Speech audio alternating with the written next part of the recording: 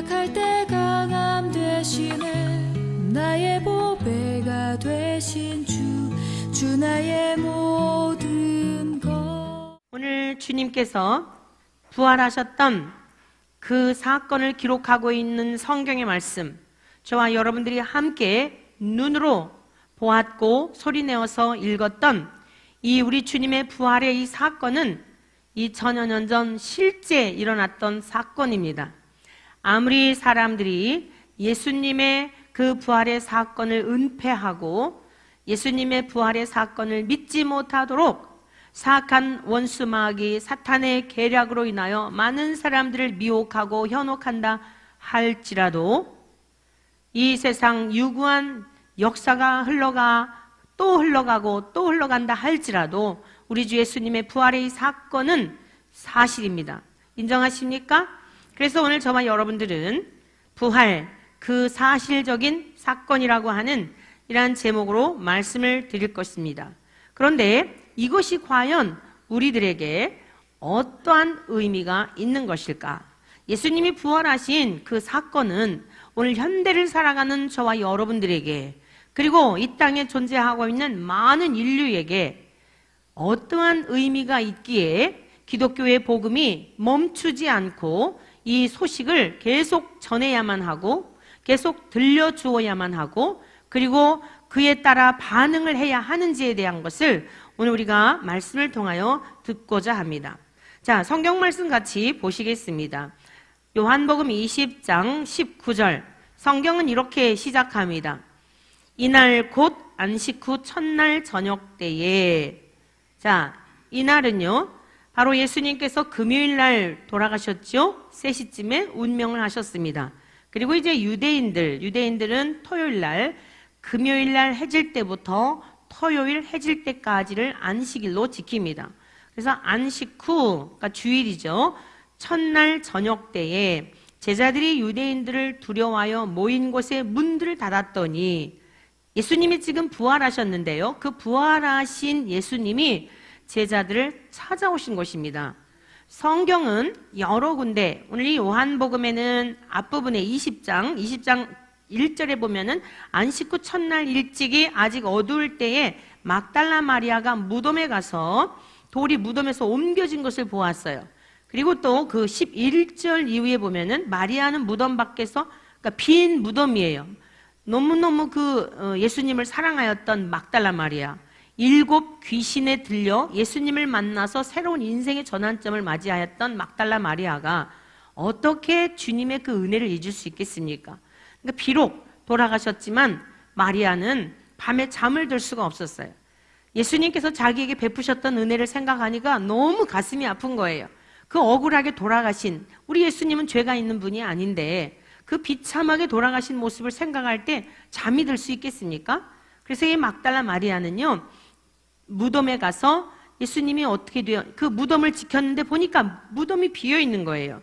그러면서 누가 도적질에 갔나 보다 이렇게 생각을 하고 11절, 마리아는 무덤 밖에 서서 울고 있더니, 그러니까 누가 도적질에 간 줄 알고 예수님의 시체를 그랬단 말이죠.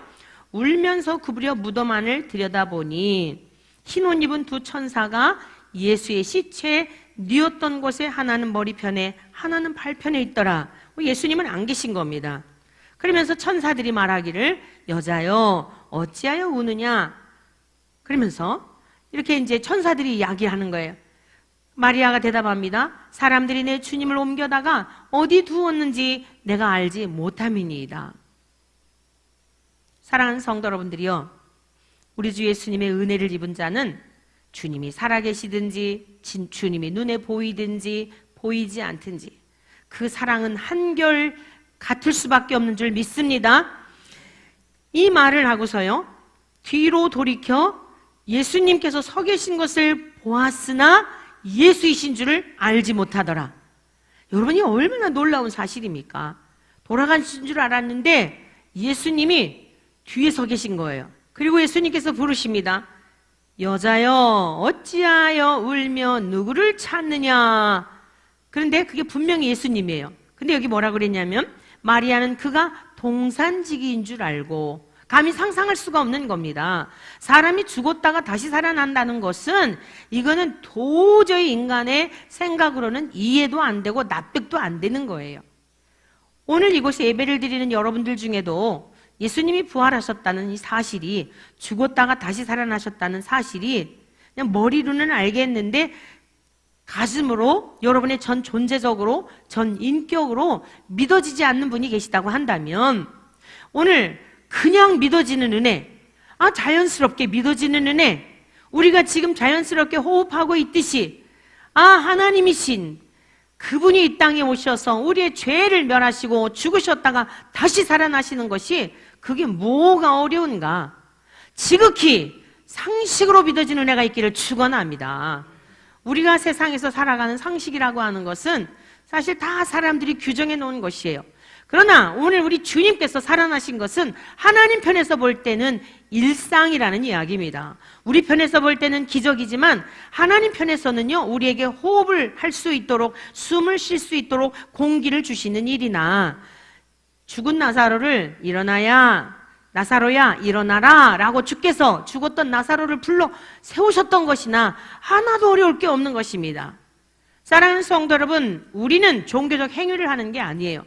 살아계신 우리 주님과의 인격적인 교제를 통하여 죽은 자가 다시 산다는 거, 그거 하나도 어려운 게 아니란 말입니다. 아니, 천하 만물을 지으신 하나님이 무덤에 계셨으나 사흘 만에 우리 주님을 다시 일으키시는 전능하신 하나님의 능력 앞에 그게 무엇이 어렵습니까? 이것은 하나님의 일상입니다. 우리 편에서 볼 땐 너무나 놀라운 일이지만 하나님이 행하시는 지극히 당연한 그분의 능력이 그러하기 때문에, 죽은 자를 살리시는 능력이 성부 아버지 하나님께 있기 때문에 그것은 하나도 어려운 것이 아니에요. 저와 여러분들이 지금 드리는 이 예배는 그 전능하신 하나님, 죽은 자를 다시 살리는 하나님, 삶과 죽음이 하나님께 있고 화와 복도 하나님께 있고 역사의 시작과 마침도 하나님께 있는 알파와 오메가 되시는 그 성부 하나님께 예배를 드리는 줄로 믿습니다. 그 하나님 아버지의 명령을 따라서 철저하게 낮아지시고 죽기까지 순종하시어 이 땅에 오신 성자 예수님, 저와 여러분들과 같이 똑같은 육체를 입으셨기에 우리의 고통도 아시고 슬픔도 아시고 외로움도 아시고 때로는 절망을 느낄 그런 어떤 순간에 동일하게 다 공감하시고 다 경험하셨던, 육체를 입고 오셨던 성자 예수님의 그 부활하신 능력 앞에 감사함의 시간 예배를 드리고 있는 줄로 믿습니다. 그런데 우리가 이것을 깨닫게 된 게 어떻게 깨닫게 된 것입니까? 어떻게 믿게 된 것입니까? 성령의 감동하심으로 기록된 이 말씀을 우리에게 주셔서, 그리고 이 부활의 목격자들이 들려주신, 전하여 주었던 그 복된 소식을 우리가 믿음으로 지금 구원을 얻고 하나님 앞에 그 은혜 속에 감격스럽게 예배드리는 거 아닙니까? 그리하여 하나님께서는 지금 이 시간 우리 가운데 함께 하셔서 저와 여러분들이 드리는 이 예배를 받으시는 줄로 믿습니다. 막달라 마리아는 죽으셨다가 살아나신 예수님이 마리아야 부르실 때 도무지 믿어지지 않았습니다. 오늘 저와 여러분들만이 부활하신 예수님의 그 기적적인 사건, 이 사건이 우리들만 믿어지는 것이, 안 믿어지는 것이 아니라 예수님의 부활의 목격자들도 잘 안 믿어졌던 것은 사실이에요. 그러나 성령님이 믿게 하시는 은혜를 따라서 오늘 이 시간 우리가 그 현장에 있었던 것은 아니지만 기록된 말씀을 통하여 우리는 충분히 믿게 될 수 있는 은혜를 성령님이 우리에게 부어주실 줄 믿습니다. 자, 그러면서 오늘 이 앞에 전반부에 보면 이렇게 여인에게 나타나셨고 막달라 마리아에게도 나타나셨고, 다른 복음서에 보게 되면 또 다른 여인들 복수로 나와요. 오늘 요한복음에는 단수로 막달라 마리아만 예수님을 만난 것으로 기록이 되어져 있으나, 다른 공관 복음에 보면 또 여러 여자들이 만났고요. 그리고 엠마오로 내려가는 제자들도 만났고, 여러 차례 주님께서 이렇게 보이셨습니다. 자, 오늘 여기 보면은요, 10명의 제자들이 지금 모여 있는 곳에 우리 주님이 나타나신 거예요. 그럼 10명의 제자는 누구였냐면, 가룟 유다는 자살해서 죽었고요. 그 다음에 도마는 없었어요. 도마는 이제 24절 이후에 나오게 되는데, 그래서 10명의 제자들이 유대인들을 두려워하여 모였다는 거죠. 왜 이렇게 제자들은 예수님의 죽음 이후에 유대인들을 두려워하게 되었을까요? 예수님이 당하셨던 그 죽음이, 그 박해가 같은 당이었기 때문에 자기들에게도 닥칠 수밖에 없다라고 하는 이런 생각을 할 수 있었겠지요. 여러분, 세상에서도 영웅이 되면 그 영웅 옆에 있으면은 어깨도 뻐근해지잖아요. 굉장히 그 막 자부심을 갖잖아요. 그런데 사람들이 비천히 여기고 업수히 여기고 하는 사람 옆에 있게 되면 어때요? 같이 괜히 위축이 되고 이렇지 않습니까? 오늘 우리 주 예수님은 아무 죄가 없으신데도 불구하고 죄인, 악한 죄인이 받게 되는 십자가의 그 형틀로 죽임을 당하신 거예요. 그러니까 제자들은 지금 너무 두려워했습니다. 제자들은요, 자기들의 모든 것을 다 걸기하고 예수님을 따랐던 사람들 아니에요?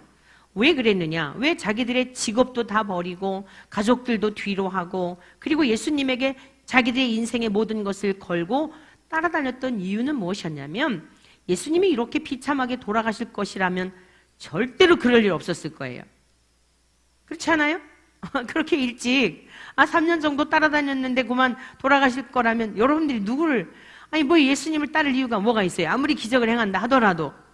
이들이 요구했던, 이들이 마음에 생각했던 예수님의 상은 어떤 상이었냐면, 마음에 소망하는 것은 어떠한 분이었냐면, 이 세상 나라를 정복하고 저 로마를 쳐부수고 그리고서는 이스라엘을 아주 강국으로 만드는, 예수님은 그 역할을 할 수 있는 왕이 되기를 바란 겁니다. 세상의 왕이 되기를 바랐던 것입니다.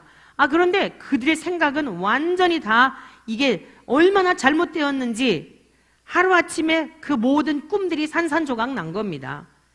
가장 악한 죄인이 받는 십자가 형틀에서 비참하게 죽는 모습을 보았으니, 야, 이거 줄을 잘못 썼구나, 이렇게 된 거예요. 큰일 났다. 이제는 이 후폭풍이 우리들에게도 다가오겠구나. 그래서 유대인들을 두려워했던 것입니다. 자, 그런데 그러한 가운데 문들을 다 닫아놨어요. 문들을 꼭꼭 걸어 잠그고 있었는데 성경 말씀 보실까요? 예수께서 오사 가운데 서서 이르시되, 할렐루야!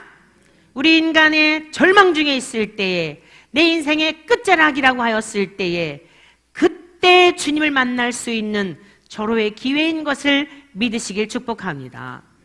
오늘 여러분들의 삶의 정황은 어떠하십니까? 여러분들의 믿었던 것들이 무너져 내린 그런 경험을 하지는 않으셨는지요? 여러분들 정말 신뢰하였던 것으로부터 무엇인가 산산조각이 나는 이러한 고통과 괴로움을 경험하고 계시지는 않으신지요? 낙심하지 마십시오. 그때 주님이 나타나셨습니다. 여러분, 그때를 잘 포착하시기를 축원합니다. 주님을 바라보시기를 축원합니다.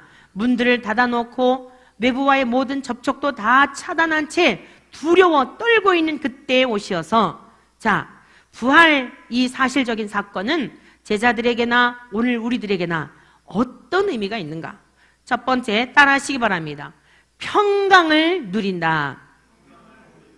평강을 주셨습니다. 평강을. 주님께서 첫 번째 한번 하신 말씀 보십시오. 같이 읽습니다. 너희에게 평강이 있을지어다. 제자들이 두려워 떨고 있는 중에, 야, 이제는 우리 끝났구나. 내 인생 망하였구나. 예수님을 따라다니면 뭔가 한 자리쯤 할 수 있어서 내가 세상에서 보라는 듯이 그 지긋지긋했던 금을 내던지고 예수님을 따랐을 때는 사람들로 하여금 멸시를 받고 무시를 당하고 배운 가방끈이 짧다고 하여 사람들에게 도대체 이 낮은 자존감 속에 늘 피해의식 속에 열등감 속에 살아갈 수밖에 없었던 과거의 삶으로부터, 그 지긋지긋하게 느껴졌던 열등감으로부터 이제는 뭔가 내가 좀 자랑거리로 이제는 내 인생을 좀 뻐기며 살아갈 수 있는 이런 삶이지 않을까라는 기대감이 있었는데 이게 지금 다 산산조각이 났더란 말입니다. 그런데 우리 주 예수님은 그것보다도 더한 이 세상에서 쇠하지 아니하는 영원한 것을 주시기 위하여 오셨고, 오늘의 삶의 자리에서도 그들의 두려움을 알고 계셨으며 그들에게 하신 첫 번째 주님께서 선언하신 말씀은 너희에게 평강이 있을지어다 라고 하시는 주님의 축복 축복의 언약이었다는 말씀이에요. 선언이었다는 말씀입니다. 있을지어다. 평강이 있을지어다. 사랑하는 성도 여러분, 찬송가 412장을 보면 이런 가사의 내용이죠. 찬송가 412장. 내 영혼의 그 깊은 데서 맑은 가락이 울려나네. 여러분, 평안이라고 하는 것은 내 영혼 깊은 데서부터 흘러나오는 것이어야 합니다. 내가 그냥 암시하듯이 주문 외우듯이 두려움 속에 두렵지 않아, 나는 평강해 라고 해서 되는 게 아니에요. 오늘 이 시간 부활하신 주님께서 저와 여러분들에게 평강 주시기를 기뻐하시는데 이 평강을 누리시기를 축원합니다. 우리 찬송가 412장 같이 한번 부르시겠습니다.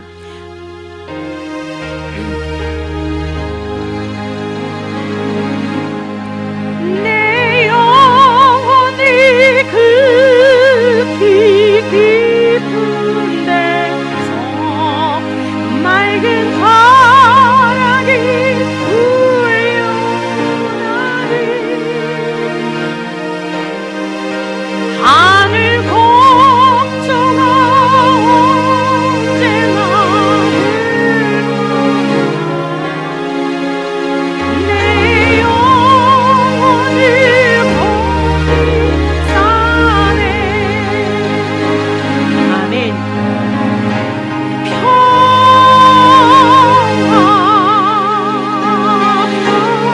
평화로다 하늘 위에서 내려오네.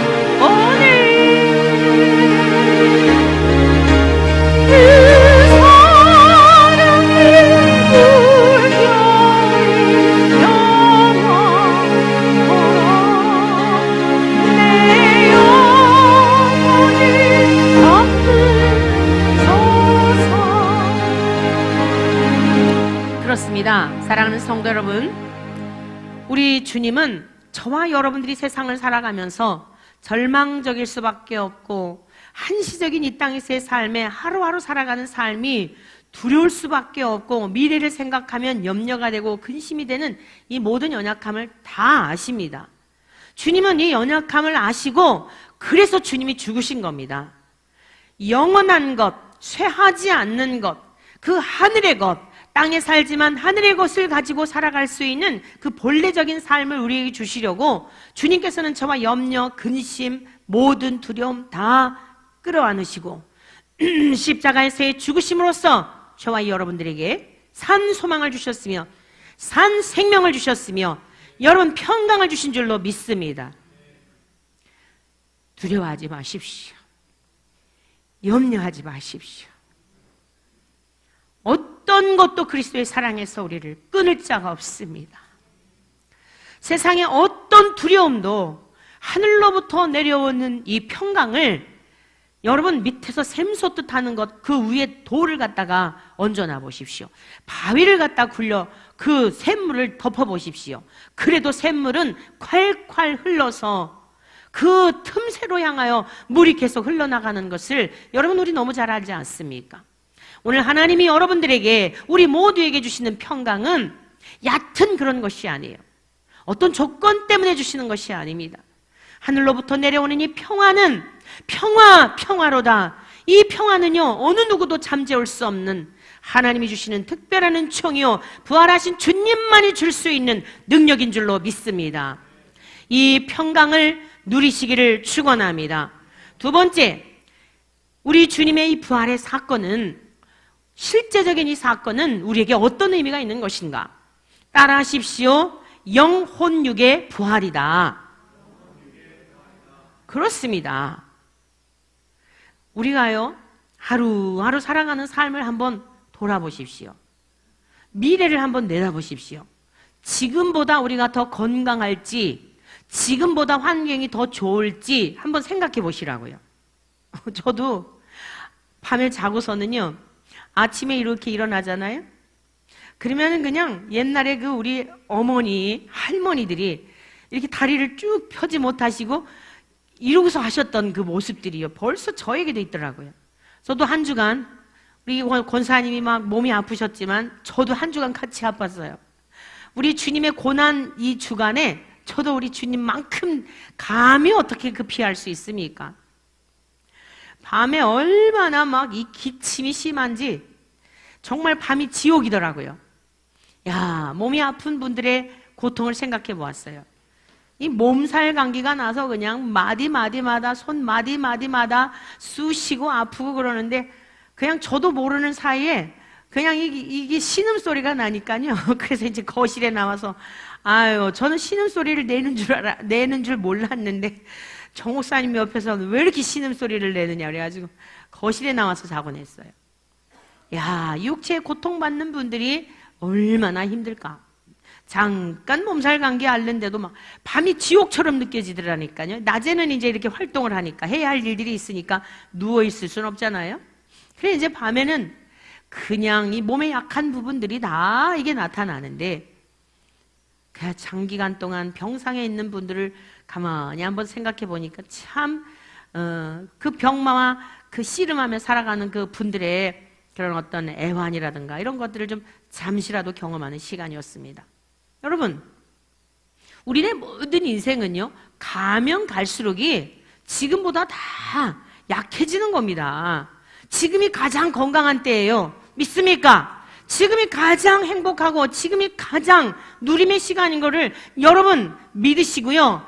내일 일은 내일이 염려한다 그랬어요. 내일은 내일이 염려한대요. 주어가 내일이에요. 내일은 우리의 날이 아닙니다. 하나님이 내일을 우리에게 허락하실지 허락하시지 않을지 그것 또한 모르는 거예요. 그런데 우리가 만약 이 세상에서 삶이 전부라고 한다면 이 얼마나 기가 막힙니까? 그런데 오늘 우리 주님은 사랑하는 아들아, 사랑하는 딸들아, 너희들은 이 세상에 살다 죽음으로 끝이 아니야. 죽음 너머에 영원한 삶이 있는데 그 삶이 어떤지 우리 주님이 부활하신 주님이요, 그걸 몸소 보여주셨습니다. 여러분들은 부활체의 모습을 영만 사는 것으로 생각하는 분들이 계세요. 영만 동동 떠다니는 것으로 생각하는 분들이 계시다고요. 심지어 제자들도 그랬습니다. 자, 오늘 이 병행 구절인 똑같은 본문의 말씀인데요. 누가복음은 좀 더 자세하게 기록하고 있기 때문에 우리 한번 같이 찾아보겠어요. 부활체의 모습이 어떠한지를 같이 보시는 겁니다. 누가복음 24장 36절부터 제가 읽어드립니다. 이 말을 할 때에 예수께서 친히 그들 가운데 서서 이르시되 너희에게 평강이 있을지어다 하시니 그들이 놀라고 무서워하여 그 보는 것을 뭐라고요? 영으로 생각하는지라. 상상할 수 없는 일이 일어났지요. 어떻게 우리 주님이 돌아가셨는데 지금 나타나셔가지고 평강이 있을지어다 이러니까 안 믿어지는 거예요. 그래서 이 제자들이 영으로 생각한 거예요. 아, 우리가 너무 주님의 죽으심에 대하여 안타깝고 이거 너무 억울한데 뭐 많은 생각들이 있을 거 아닙니까? 그러니까 그냥 다양한 생각들을 할 수 있는 거예요. 우리가 너무나 생각하다 보면은 환영이 보이기도 하잖아요. 환청이 들리기도 하잖아요. 그러니까 이 제자들은 지금 영으로 이렇게 생각을 한 거예요.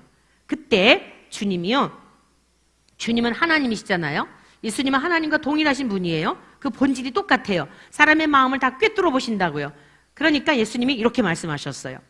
어찌하여 두려워하며 어찌하여 마음에 의심이 일어나느냐. 여러분, 여기서요, 이 제자들이 영이십니까? 이렇게 물은 것도 아니에요. 자기들끼리 영인가 봐 하고 말한 것도 아니에요. 지금 이 제자들은 그냥 생각만 한 거예요. 주님이 말씀하시는 것에 생각만 했는데 정확하게 다 그 생각들을 아시고 어찌하여 두려워하며 어찌하여 마음에 의심이 일어나느냐. 그러면서요, 내 손과 발을 보고, 자, 손과 발에는 어떤 흔적이 있죠? 예수님이 못자국, 손에 못을 박으셨던, 못 박히신 그 손, 그 다음에 발에 흔적이 있단 말이에요. 그리고 내 손과 발을 보고 나인 줄 알라. 또 나를 어떻게 하라고요? 만져보라. 여러분, 이게 부활체 모습이에요. 우리가 이 다음에 부활하셔서 살게 되는 모습은 이렇게 영, 혼, 육 전 존재적으로 다시 사는 겁니다. 영만 사는 게 아니에요. 어떤 분들은 이래요. 아유, 천국에서 그 죽었다가 다시 살아나서 뭐 부활체 모습이든 아니면 주님이 이 땅에 이제 재림주로 오시게 되면 살아있는 중에 죽음을 맛보지 않고 호련히 변화된 모습으로 들림을 받게 돼요. 소망하는 것은 우리 주님이 지금 점점 오시는 발자국 소리가 그리 멀지 않아요. 많은 이들이, 이거는 신앙과 상관없는 미래학자들, 신앙과 전혀 상관없는 이 세상에 돌아가는 여러 가지 환경이라든가 환경이라든가 공해라든가 이 우리 지금 이 지구촌에서 일어나는 여러 가지 일들이 있잖아요. 이런 여러 가지들을 종합하여 보았을 때에 이 시간표를요, 이 시계표, 인류의 종말에 대한 시계표에 대한 것을 시간을 이렇게 이제 하거든요. 5분, 12시를 기준으로 했을 때 5분 정도 남았다. 이 지구촌의 종말이 5분 남았다. 근데 심지어 3분 남았다라고 하는 그런 일도 있어요. 이거는 신앙과 상관없는 사람들의 이야기예요. 그러니까 지금 세상에 돌아가는 여러 가지 일들을 보면서요, 인간들의 잔인함, 인간들이 그 무한한 욕심, 처처 일어나는 자연재해, 천재지변, 이런 것들을 여러분 그냥 예사로 보시면 안 돼요. 지혜를 얻고, 성경에 기록된 주님께서 이미 마태복음 24장을 통하여서도 25장을 통해서도 말씀하셨듯이 인자에 임하는 때가 임하면, 그때가 다가오게 되면 노아 홍수 시대의 사람들과 같이 먹고 마시고 시집가고 장가가고 땅의 것만 바라보며 살아가는 이들이, 그게 삶의 목적이 돼버린다는 거예요. 여러분, 시집가고 장가가는 게 나쁜 게 아닙니다. 창조의 질서예요. 그것은 하나님께서 원하시는 삶이에요. 그런데 무엇이 문제냐면 그게 목적이 돼버린다는 이야기예요. 시집 가는 거, 장가 가는 게 인생의 목적이 되어서 시집 못 갈까봐, 장가 못 갈까봐 혈안이 되어 살아가는, 그게 목적이 되는 거예요. 여러분, 결혼은 시집 가고 장가 가서 행복하게 살기 위해 결혼하는 게 아닙니다. 우리 젊은이들 잘 기억하셔야 돼요. 결혼이라고 하는 것을 통하여 내 속에 있는 부패한 본성들이 얼마나 많은지를 혼자 살 땐 잘 몰라요. 그래서 대부분 이렇게 얘기하잖아요. 혼자 있는 분들을 보면 아직 철이 안 들었다 그러잖아요. 나이는 70이고 80인데도 애기 같다 그러잖아요. 그게 무슨 뜻이냐면 자기 혼자만 살기 때문에요, 내 속에 얼마나 이기적이고 자기주관적이고 이런 것들이 있는지를 잘 모른다고요. 그런데 결혼 생활을 하잖아요. 그런 결혼할 때부터 치열하게 내 속에 있는 것들이 막 다 나타나요. 이 24시간은 아니더라도 거의, 여러분, 그렇게 부부지간이라고 하는 것은 거의 같이 생활을 하고 한 방향을 향해 가잖아요. 그러니까 내 속에 있는 것들이 다 드러나면서 이제 막 서로 싸우고 깎이고, 그게 결혼 생활입니다. 자녀들이 태어나면 어떻습니까? 내가 없잖아요. 자녀들을 위해서 희생해야 되고, 내 이기적인 이것 가지고는 자녀들 못 키워요. 근데 요즘 애기 나가지고 갖다 버리는 게 왜 그러죠? 자기들이 육체 쾌락을 위하여서는 좋았는데 이거 너무 귀찮은 거예요. 앞으로 애들을 키울 생각을 하니 너무 끔찍한 거예요. 갖다가 버리는 거예요. 시집가고 장가가고 목적, 육체 쾌락을 위해 사는 그런 인생들이 점점 전염병처럼 세상이 그러해진다는 거예요. 노아가 방주를 지어서 심판을 준비하였을 때 그때 다른 사람들이 어땠어요? 전부 그러한 삶을 살았던 거예요. 시집가고 장가가고 먹고 마시고 술 취하고, 그게 다 24장에 기록되어 있지 않습니까? 여러분, 그래서 성경을 들여다보면 알게 돼요. 우리 주님이 오실 때가 점점 가까워 오고 있구나. 조심해야 되겠다. 더욱 깨어서 하나님 앞에 경성하여 믿음을 잘 지켜야겠다. 그래서 결혼이라고 하는 것은 거룩한 하나님의 사람으로 하나님 앞에 내 모든 부패한 것들을 드러내며 그거 씨름하면서 기도하면서 그러다가 보니까 어때요? 성숙해져 가고 하나님의 은혜를 알게 되고, 남편은 예수님의 역할, 신부는 성도의 역할, 그러면서 주님의 마음을 알게 되고, 그게 가정인 것입니다. 여러분, 이 기준이 없는 상태에서 결혼을 하게 되잖아요. 불행할 수밖에 없어요. 나 행복하려고 결혼했는데, 나 이 사람이 나를 잘해줄 줄 알고 결혼을 했는데 이게 왜 이렇게 된 거예요? 그러니까 마음이 어려워서 요즘은 신혼여행 가서도 찢어지는 게 바로 그래서 그러는 거예요. 가정은, 결혼은 행복하기 위해서 하는 게 아니에요. 대가 지불이 반드시 있어야 되는 거예요. 내가 결혼을 통해서 대가 지불할 마음이 없으면 혼자 사는 게 나아요. 혼자 살면서 오직 주님만을 바라보며 그 시간 하나님 앞에 헌신한다면 얼마나 좋겠습니까? 근데 문제는 뭐예요? 또 혼자 살면서 온갖 쾌락을 추구하고 이상한 짓 하고 하니까 지금 이 세상이 이렇게 아수라장이 된 겁니다. 경건하고 거룩한 삶을 위해서 독신이 아니라 아기를 안 낳는 게 아니라 자기 이기적인 욕망을 추구하기 위해서 혼자 살다 보니까 육체의 본능을 해소하려고 하는 다른 방편들을 택하다 보니 지금 우리가 살아가는 세상이 점점 쾌락과 타락의 물결이 넘실거리면서 기독인 가정에도 여러분이 물결이 들어와 정신 차리지 아니하면 마귀는 할 수만 있으면 택한 백성들도 지옥 불못에 이르려고 얼마나 호시탐탐 노리고 있는지 몰라요. 사랑하는 성도 여러분이요, 우리의 몸을 거룩하게 잘 지켜야 합니다. 왜냐하면 부활체의 모습은 영원한 하나님의 나라에서 영혼육 전 존재적으로 사는 것이기 때문이에요. 그래서 사람들이 말하기를 아유 죽은 다음에 무슨 재미가 있나, 죽은 다음에는 뭐 결혼 생활도 없다며, 부부지간도 없다며. 여러분이 자꾸 땅의 것 갖고 이해하려고 그래서 그래요. 이 세상에서 부부지간에 그 누리는 기쁨에 대한 것은 잠시 잠깐들이에요. 사실은 천국에서는 이 세상에서 누리는 것과 비교가 되지 않는 영원한 만족, 영원한 기쁨, 영원한 평강인 줄로 믿습니다. 그럼 부부관계 이런 것 하지 않아도 저 영원한 하나님의 나라는 완전한 행복만이 있는 세계예요. 그렇기 때문에 오늘 음식에 관한 것은 그럼 어떨까요? 여러분 먹는 즐거움이 꽤 크잖아요. 자, 우리 주님이 보여주셨는데 다시 한번 같이 보시겠습니다. 영은 살과 뼈가 없지만 나는 살과 뼈가 있다 그랬죠? 너희 보는 바와 같이 나는 있느니라. 이 말씀을 하시고 손과 발을 보이셨어요. 그런데도 그들이 너무 기쁨으로 아직도 믿지 못하고 놀랍게 여길 때에 이 제자들의 마음을 다 지금 꿰뚫어 보시는 거예요. 여기 무슨 먹을 것이 있느냐 그러셨어요. 그랬더니 구운 생선 한 토막을 갖다 드렸더니요, 받으사 그 앞에서 어떻게 했다고요? 잡수시더라. 천국에 가면 먹을 일도 없고 무슨 재미일까? 걱정하실 거 없어요. 예?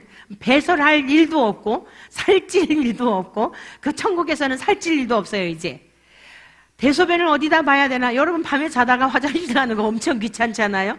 신비스러운 모습이기 때문에 영원한 하나님의 나라에서는 악취가 나는 편 이런 거 걱정할 일이 없어요. 매우 신비스러운 모습이에요. 사랑하는 성도 여러분, 죽은 다음에 우리가 영원히 다시 사는 이 부활체의 모습은 사실적인 사건인 것을 믿으시기를 축원합니다. 여러분이 신앙이 확실해지면은요, 세상에 어떤 일이 있어도요 다 즐기게 되어 있어요. 여러분 여행길에 가서 제가 잊히지 않은 추억이 있습니다. 제가 신학생 시절에 우리 중고등부 학생들 데리고 수련회를 갔었어요. 어디 바닷가인데, 근데요 거기다가 텐트를 치고 이제 이렇게 다 그룹별로 이랬지 않겠습니까? 그런데 비가 와가지고 이 물이 들어왔는데요. 물이 들어와가지고 이 텐트 안에 물이 들어와서 밤에 잠을 잘 수 있어요?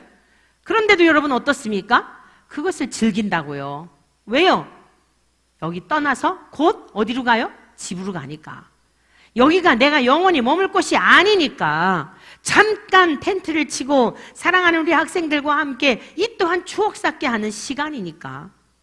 여러분, 우리가 머물게 될 영원한 아버지 집, 그게 세상을 창조하시기 전부터 하나님 아버지가 가지셨던 그게 바로 하나님의 계획이셨어요. 이 세상이 아니란 말입니다. 이 세상은 훈련 장소예요. 이 세상은 훈련 장소. 무슨 훈련을 하는 거예요? 하나님이 보이지 않지만 하나님을 예배하고 하나님을 경외하고 하나님을 기뻐하고 즐거워하는 훈련 장소예요. 그러면 왜 그런 훈련의 시간이 필요할까요? 하나님께서 알곡과 가라지를, 알곡과 쭉정이를 분별하셔야 되잖아요. 아무나 그 소중한 나라를 주실 수 없잖아요. 그러니까 이 세상에서는 그 하나님의 사람들에게 기회를 주시고 훈련하게 하시고 누구에게나 초청하여서, 하나님은요 사랑이시기 때문에 이 복된 소식을 전해 듣고 하나님 나라 가기를 원하신다고요. 기회를 주셔서 믿음으로 반응하고 돌아온 사람들에게 그 나라를 주시려는 것이 이게 하나님의 마음입니다. 할렐루야. 그런데 오늘날 땅의 것만 바라보는 사람들이 있어요. 여러분들, 믿어지지 않는 것은요, 마음으로 말입니다. 그냥 머리로 말고 전 존재적으로 이게 믿어지지 않으면 진짜 여러분은 식음을 전폐하셔서라도 금식하면서라도요, 믿음을 달라고 기도하셔야 돼요. 돈 버는 게 중요한 게 아니에요. 여러분, 내가 돈을 아무리 벌려고 노력을 했지만 하루아침에 내 몸에 병이 들어서 직장 갈 수 없다고 한다면 그게 무슨 의미가 있습니까? 그 돈 다 까먹을 때까지 고칠 수 없는 악한 병에 걸렸다고 생각해 보세요. 얼마나 우리가 지금 가치를 어디에 두고 있는지에 대한 것들이 너무나 기준이 불분명해요. 하나님께서 우리에게 그 영원한 나라를 주시기 위하여 친히 지금 다 보여주신 거예요. 죽은 다음에 어떤 모습으로 사는지 친히 얼마나 자상하십니까? 이게 아버지의 사랑이요, 하나님의 이 사랑이 그저 믿지 못하는 제자들에게 또 찾아오셔가지고 음식도 잡수시고 믿으라고 말입니다.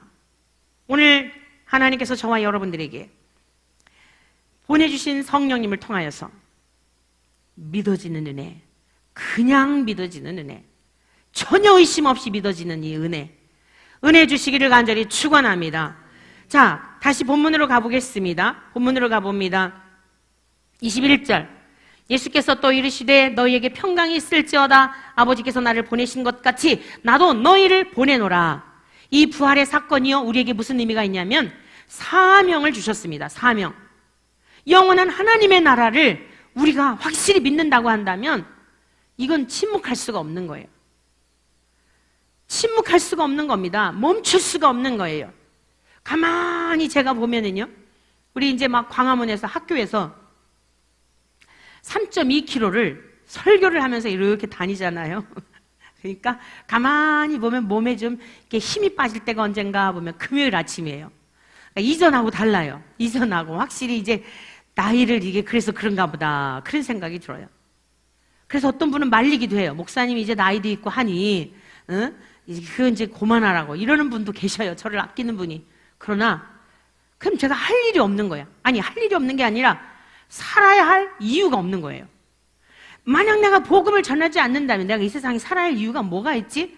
진짜 살 이유가 없는 거예요. 살아있으나 저는 송장과 같다는 생각이 들어요. 왜 그렇죠? 우리 주의 생명이 내 안에 있는데 어떻게 침묵할 수 있을까요?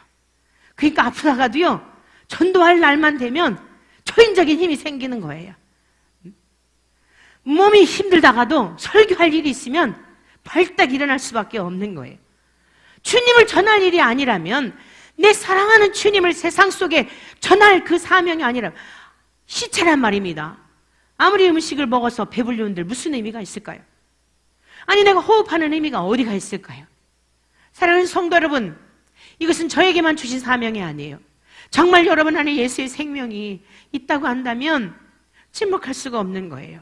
우리 주님은 제자들에게 나타나셔서 이제 두려워하지 마라. 두려워하지 마. 사람도 두려워하지 마라. 겁내지 말아라. 내가 너와 함께한다. 내가 너희들에게 성령을 보내줄 거야. 거룩한 영으로서 너희들에게 영원토록 함께할 거야. 왜 두려워하니? 근데 너희들이 할 일이 있어. 하나님께서 나를 이 세상에 보내신 것처럼 왜 보내셨지요? 우리 주님이 세상에 왜 오신 겁니까? 우리가 지난 주간까지 들었던 말씀, 마가복음의 말씀을 통하여 때가 찼고 하나님의 나라가 가까이 왔으니 회개하고 복음을 믿으라. 여러분, 이 속에 다 들어있는 거예요. 예수님이 이 땅에 오셔서 하나님 나라의 일을 말씀하셨는데 간결한 그 두 구절 속에 때가 찼고 하나님의 나라가 가까이 왔으니 회개하고 복음을 믿으라. 그리하면 어때요? 그 부활을 주시고 영원한 하나님의 나라를 주시겠다는 것입니다. 하나님의 때가 차서 예수님을 이 땅에 보내주신 겁니다. 세상이 창조되기 전부터 하나님의 아들을 통하여 우리를 구원하실 계획을 하나님께서는, 성부 하나님은 계획하셨는데 성자 하나님이 그 때가 참으로 이 땅에 오셔서 완성이 된 거예요. 하나님의 나라가 예수님이 오시는 그날부터 이미 하나님의 나라가 임한 겁니다. 그런데 어떤 이들에게는 그 하나님의 나라가 아직까지도 임하지 않은 거예요. 하나님이 통치하시고 다스리시는 그것을 말하는 겁니다. 하나님이 나의 주인이 된 것을 하나님의 나라라 이렇게 말하는 거예요. 내 생각, 내 뜻, 내 계획대로 살아가던 삶에서 하나님이 나의 주인이 되어 내 계획도 하나님께 맡기고 내 뜻도 하나님께 맡기고 내 재산에 대한 것 모든 주권을 하나님께 다 맡겨서 이 세상 더 오래 살고 싶지만 하나님이 얘야 됐다 이제 그만 와라 그래도 네 알겠습니다 고맙습니다 하고 찬송하며 가는 거 이게 진짜 하나님의 통치가 이루어진 하나님 나라 백성들의 삶이에요. 내가 너를 통하여서 좀 힘들지만 저 오지에 좀 보내고 싶다. 저 능력이 없는데요 가고 싶지 않은데요. 그런데도 하나님이 아니야 네가 좀 필요해 그곳에서 가서 하나님의 나라를 위해 믿음이 없는 자들을 위해 내 복음을 좀 전해줘라. 그러면 이곳이 아무리 편안해도 하나님이 가라 하시면 가야 하는 거예요. 아무리 사람들이 붙잡아도 하나님이 그 불모지에 가서 오지에 가서 가라 하시면 네 알겠습니다. 사랑하는 성도 여러분들이요 이게 하나님의 나라입니다. 그러면 세상적인 사람들이 볼 땐 이해가 안 되잖아요. 이해가 안 돼요. 세상의 상식으로 이해가 안 돼요. 그런데 하나님이 나의 주인이 되면 반드시 그 순복하는 자에게 이후에는 알게 하시는 때가 오는 것입니다. 오늘 왜 우리가 하나님의 통치받는 것을 거부할까요? 왜 그것을 결단하지 못할까요? 사람 눈치 살피고 이 세상에 자꾸만 시선을 두고 그러하기 때문에 하나님의 그 통치받는 일이 힘들고 하나님이 주인이 되어 사는 삶이 어려운 것입니다. 사랑하는 성도 여러분들이요 저와 여러분들은 예수님 전 존재를 부서뜨리는 고통과 아픔을 통하여 새 생명을 얻은 자들입니다. 그런데 어떻게 함부로 우리가 이 세상에서 막 살 수가 있으며 내 안에 주님의 영이 계시는데 오늘 여기 네 번째 보면 성령을 보내주셨어요. 실제적인 이 부활의 사건은 우리를 홀로 두신 게 아니라 하나님의 신이 우리 가운데 항상 함께 하십니다. 그런데 어떻게 우리가 함부로 살 수 있으며 막 살 수 있으며 천하게 살 수 있겠습니까? 그리고 그 성령 하나님은 예수님의 은혜와 사랑을 깨닫게 하시고 그 성부 하나님의 지극한 사랑을 알게 하시고 우리가 힘든 중에도 위로하시며 아들아 딸아 일어나라 너 혼자가 아니야 내가 너와 함께 하고 있어 늘 나와 동행하시며 위로하시는 그 성령님이신데 사랑하는 성도 여러분 염려할 것이 없고 근심할 것이 없고 괴로워할 것이 없는 주님은 이 삶을 우리에게 주시려고 부활의 그 사건을 통하여서 우리의 모든 염려와 두려움은 다 걷어가시고 하늘의 것으로 충만한 이 복을 주신 줄로 믿습니다. 사랑하는 성도 여러분 오늘 우리 주님이 분명히 말씀하셨어요. 숨을 내쉬며 말씀하시되 성령을 받으라. 오늘 저와 여러분들 속에 이미 임하셨던 성령님 이제는 충만한 은혜가 있기를 축원합니다. 저와 여러분 안에 하나님의 신에 온전히 사로잡혀 내 생각은 나를 불안하게 하고 내 생각은 두려운 마음을 갖게 하고 염려하게 하지만 내 안에 계시는 성령님은 예수 그리스도의 풍성하신 사랑으로 우리를 덮어주시기 때문에 그 하늘의 평강, 두려움이 없는 염려와 근심을 다 몰아내시고 평화로다 하늘에서 내려오네 이 삶으로 우리를 인도하여 주시는 줄로 믿습니다. 오늘 이 부활의 기쁜 날에 여러분 모두에게 부활의 평강이 넘쳐나시기를 축복하며 세상 속에 나아가 아직도 그 사랑을 알지 못하는 이웃들에게 담대히 복음을 증거하여 하나님의 잃어버린 백성들을 찾아내는 일에 목숨 바쳐 헌신하며 달려갈 길을 달려가는 우리 모두 되시기를 주님의 이름으로 간절히 축원합니다. 약할 때 강함 되시네 나의 보배가 되신 주 나의 모든 것 주 안에